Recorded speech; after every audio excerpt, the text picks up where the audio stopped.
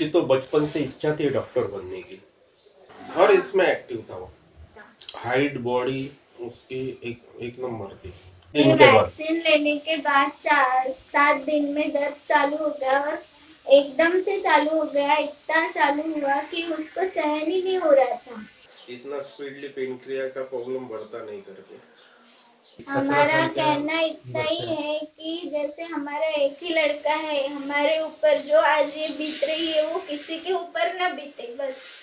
आपका नाम और आप कहाँ से बता सकते हैं? नरेंद्र मधुकर राव मस्के। मेरा रहना नागपुर में अयोध्या नगर। जो पीड़ित है उसकी क्या उम्र थी और उसका क्या नाम था? अभी फरवरी महीने में वो 18 साल का हुआ रहता 10 तारीख को। उसका नाम क्या था? प्रथमेश नरेंद्र मस्के। और उससे आपका क्या रिश्ता था? वो लड़का था। आपका बेटा था, आप उनकी माता जी। उसकी सेहत कैसी थी वैक्सीन लेने के पहले, ये हमें बता सकते हैं? उसको सेहत उसकी एक न अच्छी थी, यानी उसको कभी बीमार नहीं, कभी कुछ नहीं। जैसे बचपन से लेके वो नहीं, उसको कुछ भी नहीं। कुछ भी प्रॉब्लम नहीं था, नॉर्मल था। कभी एक दिन में बुखार भी नहीं आया उसको, एक दिन का। हाइट बॉडी उसकी एक नंबर थी। किस तारीख को उसने वैक्सीन ली थी? 4 तारीख को, 4 जनवरी 2022 को वैक्सीन लिया था। क्या उसे कोई इन्फॉर्म कंसेंट बताया गया था? उससे कुछ हाथ पे लिख के दिया गया था साइन की इस वैक्सीन से ऐसे दुष्प्रभाव हो सकते हैं? कुछ भी नहीं। नहीं, कुछ भी नहीं बताया था। कुछ भी नहीं बताया। उन्होंने नहीं बताया। 4 दिन के बाद न्यूज आई, वैक्सीन लेने के बाद मेडिसिन नहीं लेने के। बुखार आता है तो डॉक्टर के पास न जाते हुए 2 दिन की राह देखने की, बाद में डॉक्टर के पास जाने का। जी जी। तब तक सब सोए थे। वैक्सीन लेने का कोई कारण था क्या? उसकी 12वीं को एग्जाम दे 12वीं की एग्जाम, बोर्ड की एग्जाम नहीं देने देंगे बोले, ऐसे आई थी न्यूज कि अगर ये नहीं हुए वैक्सीन तो एग्जाम नहीं देने देंगे। उसके बाद की आप घटनाएं आप वो बता सकते हैं विस्तार में? वैक्सीन लेने के बाद उसने एक मेडिसिन खाई थी, पैरासीटामोल। जी। पैरासीटामोल की एक टैबलेट ली थी रात में। जैसे हमने भी नॉर्मल जब वैक्सीन ली थी तो हमने भी खा ली थी। सिर्फ एक टैबलेट ली थी 4 तारीख को रात को, बाकी कुछ भी नहीं थी, बाकी सब नॉर्मल ही था। 4 तारीख के बाद आप बता सकते हैं एक हफ्ते तक उसकी कैसे तबीयत थी? रूटीन वैसा ही था, बिल्कुल नॉर्मल था, जैसे यानी हमेशा का रूटीन था वैसे ही था, खाना पीना रहना ट्यूशन जाना। सिर्फ वैक्सीन ली तो एक दिन संडे के दिन छुट्टी थी तो घर पे था, फिर मंडे से ट्यूशन वगैरह सब चालू किए।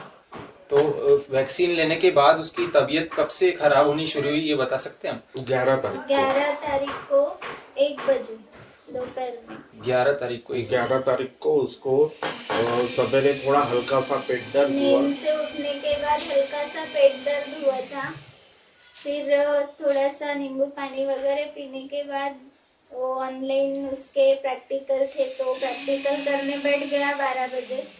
फिर 1 बजे ब्रेक में उठा तो थोड़ा सा खाना खाने के लिए मांगा तो खाना खाते खाते ही एकदम से दर्द उठ गया पेट में।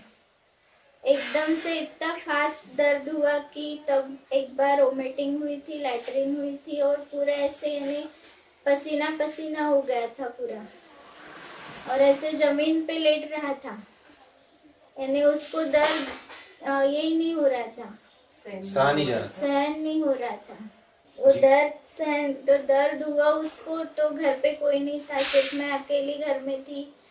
तो मैंने अपने 2 व्हीलर पे लेके उसको ये यहाँ पे टुकड़ोजी स्क्वायर में डॉक्टर शाहू करके वहाँ पे लेके गई।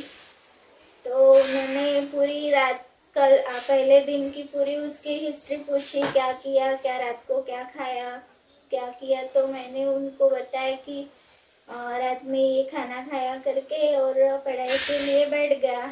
सुबह 4 बजे उठा, रात को 11 बजे बैठा तो 4 बजे उठा वो पढ़ाई करके, फिर सोया 10:30 बजे उठा। तो उन्होंने पेन किलर वगैरह एसिडिटी की नॉर्मल दवाई सलाइन में से 2 इंजेक्शन डाल के दे दिए। तो वो 2 इंजेक्शन डाले फिर भी दर्द कुछ भी कम नहीं हुआ था। हॉस्पिटल में भी एक बार वॉमिटिंग की उसने, तो दर्द कुछ भी कम नहीं हुआ, तो उन्होंने सोनोग्राफी करने के लिए बताया। तो हमने मानेवाड़ा रोड पे महानगर डायग्नोसिस करके सोनोग्राफी सेंटर है, वहाँ पे सोनोग्राफी निकाले। उन्होंने तुरंत 10-15 मिनट में रिपोर्ट दे दी सोनोग्राफी की। तो हमने फिर वो शाहू डॉक्टर को व्हाट्सअप की रिपोर्ट, तो वो बोल रहे थे कि और ब्लड टेस्ट करना पड़ेगा। वो दूसरे हॉस्पिटल में गए थे तब, तो ब्लड टेस्ट वगैरह करना पड़ेगा करके। तो हमको ऐसे उनका इंटरेस्ट कुछ अच्छा नहीं लगा, तो हम वहाँ, हमारे फैमिली डॉक्टर है डॉक्टर उपाध्याय, उनको इन्होंने फ़ोन किया। फ़ोन करने के बाद उन्होंने बताया, उनका क्लिनिक बंद भी हो गया था, तो उन्होंने बोले कि आप आ जाओ। उन्होंने समय पे हमारे लिए हॉस्पिटल खोला, आए, वो सोनोग्राफी की रिपोर्ट वगैरह देखी, उन्होंने दवाई वगैरह दी उनको, उसको बोला। बाद में उन्होंने बताया कि तीन मेरे तरफ ऐसे आते बोले, महीने में 2-3 पेशेंट रहते बोले, ऐसे 3 इंजेक्शन में राइट हो जाएगा बोले, 3 दिन एक एक करके 3 इंजेक्शन देना पड़ेगा बोले। फिर उन्होंने अपना डोज वोज दिया, हम घर आए। घर आने के बाद उसका दर्द कुछ कम नहीं हुआ। रात कैसी वैसी रात निकाली, फिर दूसरे दिन और लेके गए और उन्होंने इंजेक्शन दिया। बाद में दोपहर में और उसका दर्द वैसा ही था। शाम को फिर और लेके गए। शाम को फिर इंजेक्शन देने के बाद हमने सीटी स्कैन निकाला। रात को 12 बजे हमने सीटी स्कैन निकाला। सीटी स्कैन निकालने के बाद दूसरे दिन उसकी रिपोर्ट लाने के लिए गए। रिपोर्ट में देखा कि 30% उसमें डैमेज बता रहा था, पेनक्रिया।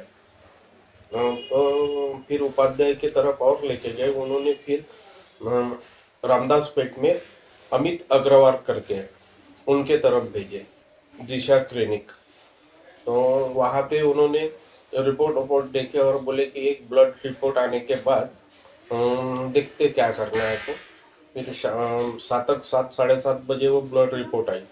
आने के बाद उन्होंने देखा कि बोले इसको अभी आईसीयू की ज़रूरत है, तो आईसीयू में एडमिट करना पड़ेगा। तो उन्होंने फिर पैटिना में हमको भेजे और वहाँ पे उसको एडमिट किया। तो फिर वहाँ पे आईसीयू में था वो। फिर दूसरे दिन उसकी ब्लड ये वो टेस्ट किए उन्होंने शाम को। फिर उसकी रिपोर्ट पॉजिटिव आने की वजह से उसको वहाँ से हटाना पड़ा। तो उन्होंने उसको पैक करके अलग ही कर डाले और वहाँ से हमने उसको 7 स्टार में लाए। ये कौन से तारीख पे उसकी रिपोर्ट पॉजिटिव आई बता? 14 तारीख को। 14 तारीख को। तो 14 तारीख को फिर हमने शाम को उसको 7 स्टार में लाया। 7 स्टार में वहाँ पे रखे, वहाँ यानी आईसीयू प्लस कोविड, वो कोविड सेंटर में वहाँ पे रखे थे। फिर वहाँ पे उनका इलाज चालू था। तो 1-2 दिन में उसको ऐसा कुछ आराम गिरा नहीं, लेकिन 15 तारीख को थोड़ा अच्छा लग रहा था। 16 तारीख को है ना, 16 थोड़ा बड़ा होता है। 16 थोड़ा यानी अच्छा लग रहा था उसको। लेकिन 17 को उसके पेट का पानी निकाले। पानी निकालने के बाद उसकी हालत तो बिगड़ती ही गई। और 18 तारीख 17 तारीख को 18 तारीख को उसके रात को 2-3 बार फोन दिया है। 17 को फिर हालत इतनी बढ़ गई। फिर वो डॉक्टरों को हमने पूछा तो उन्होंने बताया कि 40 से 50 के ऊपर का अगर आदमी रहता तो हमने बोले कि घर लेके जाओ। ये इसकी उम्र छोटी होने के कारण हो सकता है बोले 50-50 चांसेस है कवर हो जाएगा।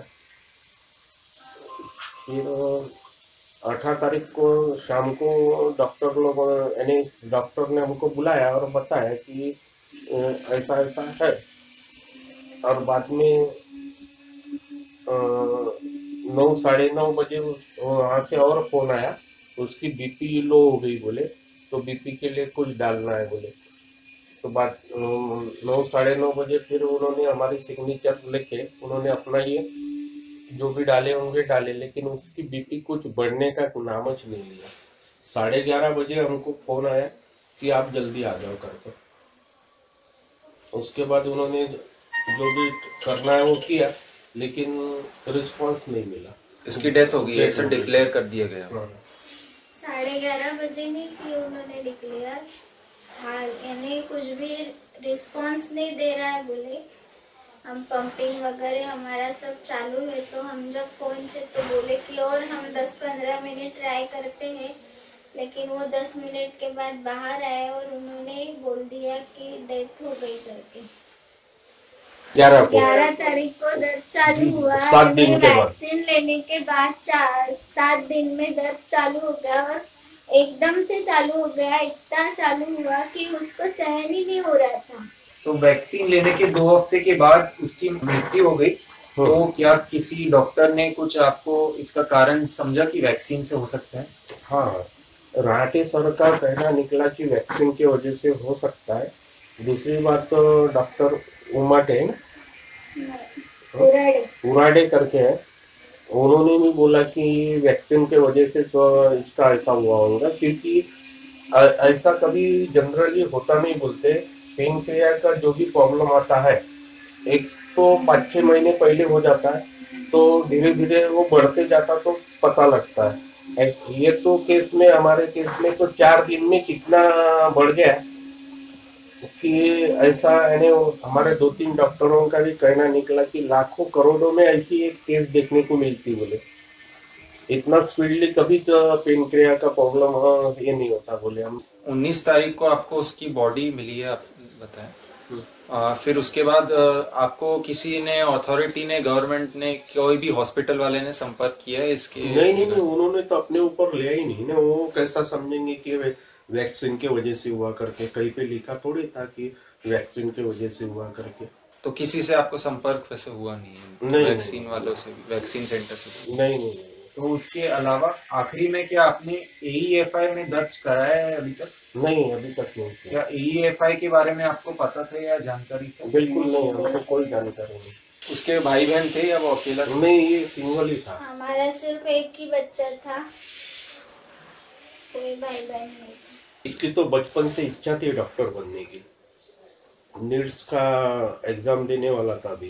बचपन से ही उसका एम था। जब से उसको समझ आई तब से बोल रहा था कि नहीं, मेरे को डॉक्टर ही बनना है, और वो उसके ही पीछे रहता था। खाली समय में वीडियो देखना, ये वो, इन्हें एक्टिव बहुत था, बहुत एक्टिव था। धन्यवाद ये इंटरव्यू देने के लिए। ऐसे जो मृत्यु हुई है इसके बारे में और लोगों को भी पता होना चाहिए। 17 हमारा साल के कहना इतना ही बच्चा है कि जैसे हमारा एक ही लड़का है, हमारे ऊपर जो आज ये बीत रही है वो किसी के ऊपर ना बीते बस। तो गवर्नमेंट ने भी ध्यान रखने को होना कि जो उसके जो साइड ये रहते वो उन्होंने पहले बताने को होना। और तुम 4 दिन के बाद बताते हो, तब तक तो लोग, कितने लोगों ने वैक्सीन ले चुके होंगे। उसमें से हम भी ये कह के हमारे ऊपर बीत गए। अगर इन्होंने पहले बताए थे कि मेडिसिन नहीं लेना, या हो सकता है हमारा लड़का पहले ही पॉजिटिव हो, तो इन्होंने एक आधे वहां पे पॉजिटिव यानी चेक करने के लिए रखने को होना। ये सुविधा बच्चों की इसमें तो रखने को होना, बड़े आदमियों की बात अलग है। बच्चे के इसमें तो उन्होंने ध्यान देने को होना, क्या करना चाहिए करके। उसके ऊपर तो लोग ध्यान करेंगे तो भी होगा ना। और उनको वैक्सीन देना चाहिए या नहीं देना चाहिए, इसकी यानी जानकारी पेरेंट्स लोगों को देना चाहिए। वो सेंटर पे ही कैसे उन्होंने ये रखने को होना, कुछ बच्चों के जो पहले के जो ट्रीटमेंट है वो करने को होना। बच्चे को सर्दी है, खांसी है, बुखार है या पॉजिटिव है, ये सब इसके यानी सेंटर पे उन्होंने पहले ट्रीट करना चाहिए, बाद में ही बच्चों को वैक्सीन देना चाहिए। कौन से सेंटर पे दिया? सच्चिदानंद ग्राउंड। कुछ और कहना है आप फिर भी कह सकते हैं। क्या करेंगे, क्या फायदा अभी।